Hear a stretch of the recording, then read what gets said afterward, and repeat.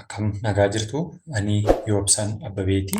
Yoobsaan arguu YouTube channel like, share, subscribe gochuun na hordofuu hin dagatinaa. Akkuma mata dureewwan yeroo darbee keessatti barannoo tokko hanga torbaatti yookiin immoo boqonnaa tokkoffaadhaa hanga boqonnaa shanaffaatti kan ilaalle keessatti barnoota sirna gadaa boqonnaa tokkoffaadhaa kaasnee hanga boqonnaa shaniitti ilaallee dabarree jechuudha. Har'a immoo boqonnaa ja'affaa gumaata gadaa kan jedhu waliin kan ilaallu ta'a jechuudha. Gumaata gadaa jechuun sirna gadaa keessatti deeggarsa adda addaa uummatni yeroo gaddaa fi yeroo gammachuu waliif taasisu gumaata jedhama.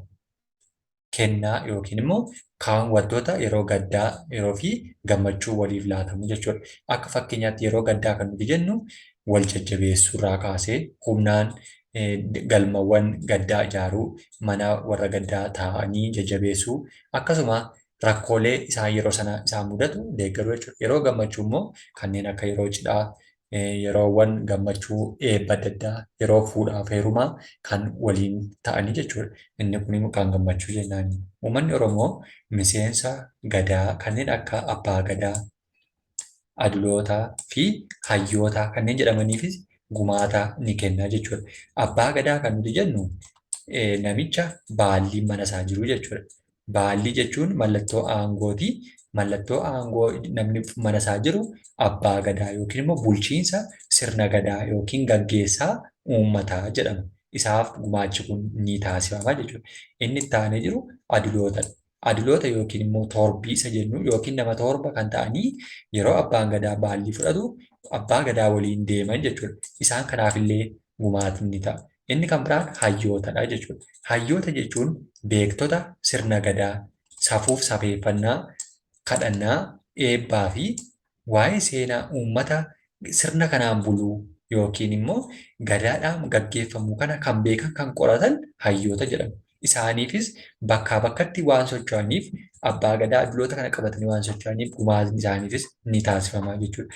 Kanaaf gumaatni warreen kana sadan qofaaf otoo hin taane kallattiidhaanis ta'e al-kallattiidhaan qaamota garaagaraaf ni taasifama jechuudha.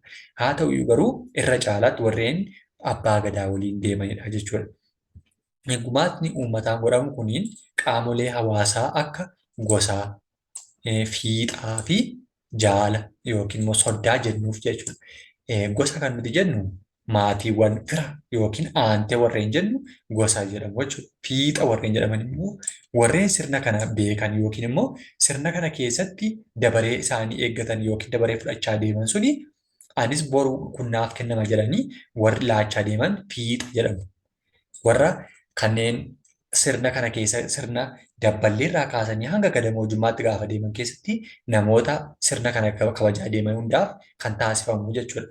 Jaala yookiin soddaa kan jennuuf immoo maatii keessaa gosa keessaa ta'ee kan obboleettii fuudhe yookiin kan maatii tokko keessaa fira fuudhee jiru jechuudha.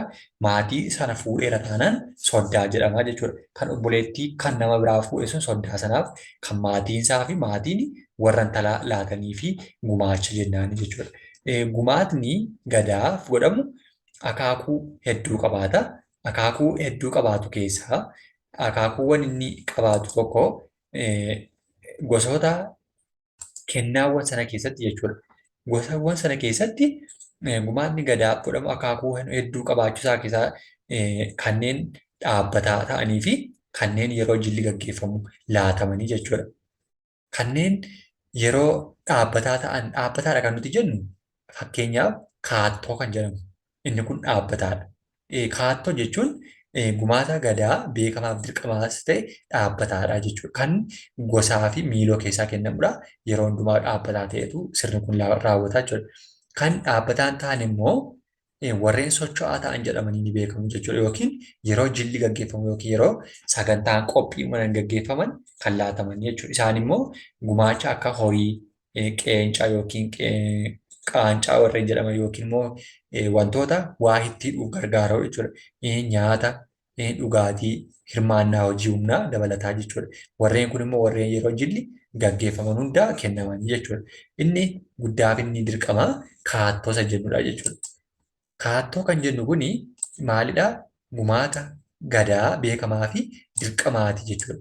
Gumaata gadaa isa jalqabaaf dirqamaa yeroo ta'u, beekamaadhas dirqamadhas jechuudha. Dirqama namni dabballee mucaa ishee waggaas tokko zeeroodhaa kaatee waggaa 8 keessaa kaasee hanga gadammoojjummaatti deemu sirna kana keessatti kennuun dirqama isaati jechuudha.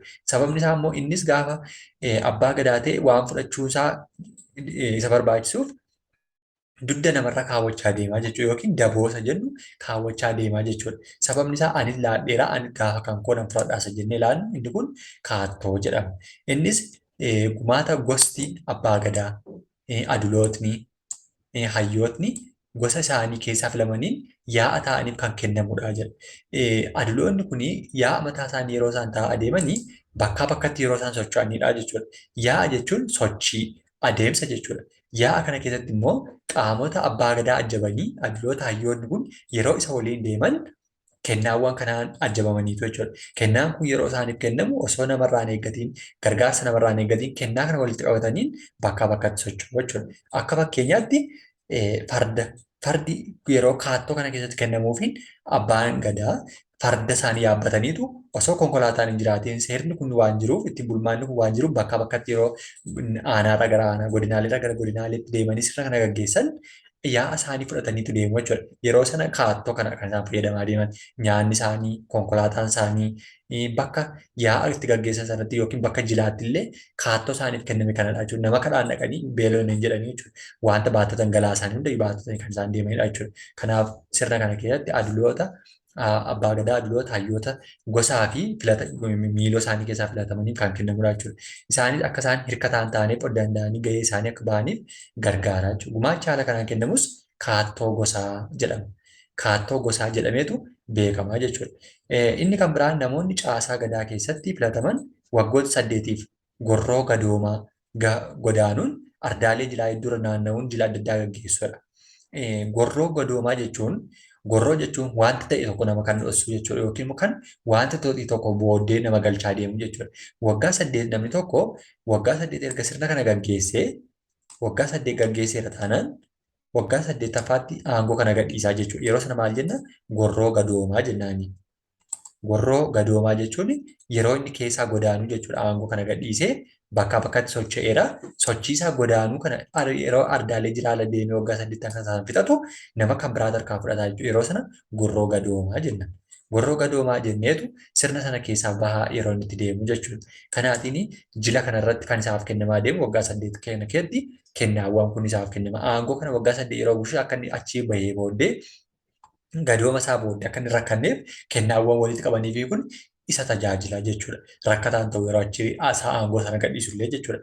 Kanaaf isa fayyadaa yookiin immoo furmaata kanaafidha jechuudha kan inni gumaachuun barbaachiseef jechuudha. Inni kan biraan jiloota sanarratti horii baay'ee qaluu yookiin immoo buttaan hedduutu qalama jechuudha. Buttaa hedduu waan qalamuuf kennaawwan kana isaaf kenname malee horii namaatti bu'uu yakkadha. Giddiidhaan naa qalinaa na nyaachise jechuu hin danda'amu waan ta'eef seera kana eeggateetu kan walitti qabamee fi kanadha jechuudha. Kan inni achitti deemee namoota keessummoota isaatiin keessumsiifatu jechuudha. Inni kan biraan bakka adda addaatti yeroo dhimma hawaasaa hiikuu keessatti illee sababni kaattoo kennamuuf baasii waliigalaa fi horii jilaaf barbaachisu aangawoota gadaa kanaaf akka ooluuf yaadameetidha. Baasii inni baasaa deemu galii biraa waan hin qabaanneef kaattoo isaaf kenname kanadha jechuudha. Kan inni bakkaa bakkatti ittiin socho'eetti fayyadamaa deemu jechuudha. Inni kan biraanii abbaan gadaa aduloonni hayyootni filataman kun hawaasa hundaa bakka bu'aniitudha jechuudha. Kan isaan yaa'a deeman jechuudha. Kaattoon akkuma aangoota gadaa itti fufinsaan rakkoolee hawaasa dinagdeef siyaasa hiikuu keessatti gahee guddaa qabaataa jechuudha. Aangoonni gadaa filataman qabeenya kan hin qabne yoo ta'e illee kaattoo guuramuuf itti fayyadamuudhaan maal ta'u jechuudha hanga yuuboomaatti yookiin hanga gorroo godoomaa sana darbanitti kennaan kun isaaniif walitti qabamee ittiin tajaajilamu jechuudha. Yeroo yuubatti darbanis gadaa xumuratanii waggaa 8 fixanii yeroo yuuboomatti gara darbuuf jedhanis kanadha jechuudha. Kennaawwan gumaacha kan isaaniif kenname kan isaanitti fayyadaman jechuudha. Kaattoon adeemsa ittiin guuramuu qabaachuu isaa immoo as keessatti ilaalla jechuudha. Kaattoon akkaataan itti guuramu yeroo jennu akkuma taaksiin yookiin gibirri mootummaa tokko ittiin funaanamuun sirni kunis funaanamaafi jechuudha. Isaaniif funaanameetu sadarkaa kuusaatti yeroo lallabaa dulootaadha. Yeroo lallabaa dulootaa kan nuti jennu yeroo isaanitti seera tumame, seera fooyya'e, seera haaraa bahe yeroo isaan itti lallaban jechuudha. Yeroo sana kan walitti qabamuu fi namoota adula ta'aniin filatamaniif gumaacha gosaaf miiloo isaanii yookiin miiloo kan jennu miiltota jennu jechuudha. Namoota hiriyoota nu ta'an, umuriidhaan hiriyaa nu ta'an, gosa keenya keessaa kan nu jaallatan, kan nutti dhiyaatanii jechuudha. Kan nu kabajan. Isaan sun kan walitti nu guuranidha. Isaan keessaa ammoo eenyutu filamaa fi hayyuun ta'anii lallabaman irraa jalqabee kaattoo malee deeggarsa adda addaatu godhamaa fi tureera. Sana hunda walitti qabatanii kan isaan socho'an jechuudha. Gosaan miiloo wal ga'anii gaggeessuun eenyuun gumaachuu akka qaban murteessu jechuudha. Haala kanaan erga jalqaba makkalatuuf lamaaf. Makkala kan nuti jennu abbaa gadaa aduloota hayyoota kana wajjin deemee kaattoo kana kan walitti qabee kaa'u jechuudha. Yookiin immoo akka isa kan mootummaa yookiin immoo sirna dimokiraasii ammayyaa namicha taaskii fuudhu yookiin akkaawuntaantii nama ta'e tokko walitti qabu qarshii walitti qabee mootummaaf dhiyeessu makkalli kun abbaa gadaa adulootaaf hayyootaaf kan walitti qabu makkala jedhama jechuudha. Makkala jechuun immoo namoota abbaa gadaa adulootaaf hayyoota waliin yaa'a gadaa godaanuu deeggarsa adda addaa godhaniifidha jechuudha. Yaa'a kan jedhu jalqaba irratti ilaalleera sochii yookiin bakkaa bakkatti socho'uu yookiin deemsa jenneerra jechuudha. Isaan kana waliin deemuutiin makkalatu sirna kana yookiin immoo gumaata kana walitti qabaa jechuudha.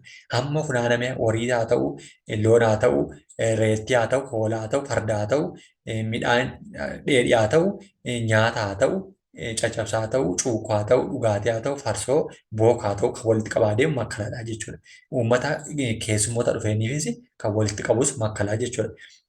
Inni kan biraan akkuma bakkaa bakkatti socho'aniin fardallee ni gumaachuu jechuudha. Fardi immoo kan inni gumaachuun barbaachisuu fi dur yoo otoo sirni dimokiraasii ammayyaa hin dhufiin dura sirni kun gaggeeffama waan tureef konkolaataan bakka hin jirre yookiin bakka konkolaataan galuu hin dandeenye fardaani jechuudha. Sirni kun kan inni deemee gaggeeffamu bakka jilli yookiin qophiin itti qophaa'ee jiru galma buttee bira deemuudhaaf fardaani jechuudha. Akkuma jalqaba ilaalle irrattis immoo baallii fuudhuun galgala abbaa gadaa, abbaa bokkuu, makkala jaarsa ta'anii yookiin aduloota torban ta'aniitu fardaan gara mana abbaa gadaa sammuu duraa deemaniitu inni haaraa simatee sirna kana fardaanidha jechuudha kan isaan walitti dabarsanii. Kanaaf fardii ni gumaachamaa jechuudha. Itti aansuudhaan loon kaattootu guuramaa fi loon kaattoo yookiin immoo horii gaanfaa ta'uu danda'u, re'ee ta'uu danda'u, sangaa ta'uu danda'u, jibicha ta'uu danda'u, lukkuu ta'uu danda'u jechuudha. Kanaaf miseensi gosaa hunduu dirqama kaattoo buusuu yookiin gumaachuu qabu jechuudha. Gosa yookiin immoo miiloon keenya dirqama kaattoo kana buusuu jechuudha. Gosa keessaa kanneen kaattoo buusuu didan akka gosa dideetti ilaalamu kanaaf ni adabamu jechuudha. Haaluma muraaf murtii gosaatiin dabalatan horii biraa akka baasan adabamu jechuudha. Namoonni kaattoo kana kaffaluu didan akkasuma murtii fi murteen jiru taaksii mootummaa yoo kaffaluu didan adabaman asirratti illee adabbiin ni jira jechuudha. Adabbiin namni kaffaltii horii kana dide yookiin waan kennamu sana laachuu dide horii sana dabalee yookiin immoo lama godheetu dirqama kaffalaa jechuudha. Yoo garuu dideenaan immoo hawaasa keessaa karaan ittiin baafamutu jira jechuudha. Kanaaf namni didullee hin jiru jechuudha. Kanaan sirni kun gaggeeffamaa jechuudha. Kaattoo dirqamaa fi beekamaan kaattoodha. Innis kaattoon dhaabbataa fi kan jijjiiramaa jedhaman keessatti ilaalle jechuudha. Gumaata gadaa keessatti warreen kun kana fakkaatu dhaabbataa fi socho'aa yookiin immoo jilawwan irratti yeroo hundumaa kan kennamanidha.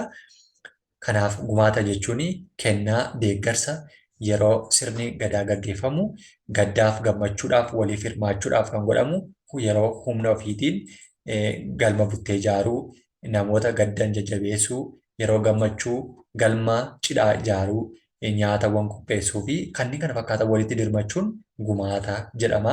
Hunda walirraa kaawwachuu yookiin immoo daboo waliif ba'uu yookiin guuza jennudha jechuudha. Kanaaf gumaata sirna gadaa kanneen jennu kanadha. Kaattoon gumaata gadaa beekamaaf dirqamaa kan ta'e fi akkasuma gostii fi miiloon kan baasanidha. Innis abbaa gadaa adulootaaf hayyootaaf kan kennamudha. Sirna kana immoo kan haalaa walitti qabee dhiyeessu immoo makkala jenneerra. Namoonni caasaa gadaa keessatti immoo filataman immoo waggaa 8tiif gorroo gadoomaa godaanuu yookiin ardaalee jilaa bakka sirni itti gaggeeffamu hundayyuu deemuutiin gumaata kana funaannataniin kan socho'anidha jechuudha. Yeroo biraa kan walitti deebinu